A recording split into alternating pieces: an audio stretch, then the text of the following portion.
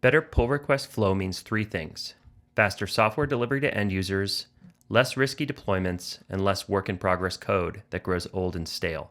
One of the best ways to analyze this flow is through cycle time, the average time pull requests spend across their journey from in progress, through review, to the final merge stage. Swarmia provides clear visibility into your team's pull requests and helps you understand the factors that influence cycle time: the number of pull requests in progress, the batch size of each pull request, and the time required for review. Let's look at the code overview page. Here you can track your cycle time trends over time. A cycle time above 3 days may indicate room for improvement, while under 1 day is considered excellent. Once your team has adopted working agreements in Swarmia, you'll see your target displayed right here. To start improving cycle time, focus first on limiting the numbers of open pull requests.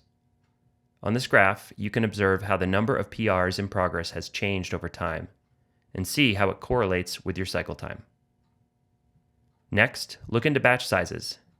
Larger pull requests typically face slower reviews and carry more deployment risk.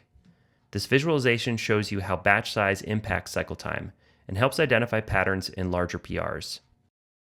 For reference, aim to keep batch sizes under 500 lines. It's even better if you can stay below 200.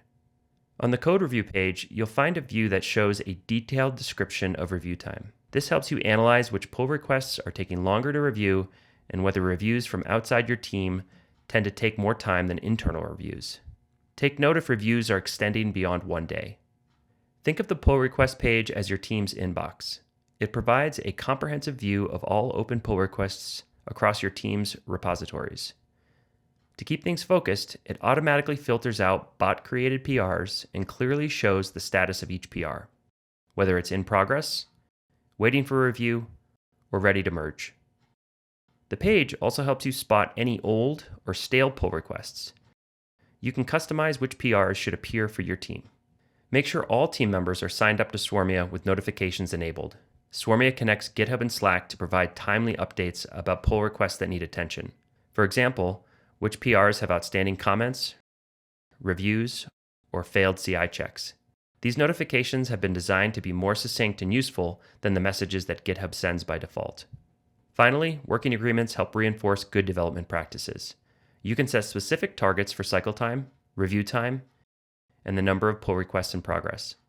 To help everyone stay aligned, your team can subscribe to a daily digest in Slack that tracks progress against these agreements.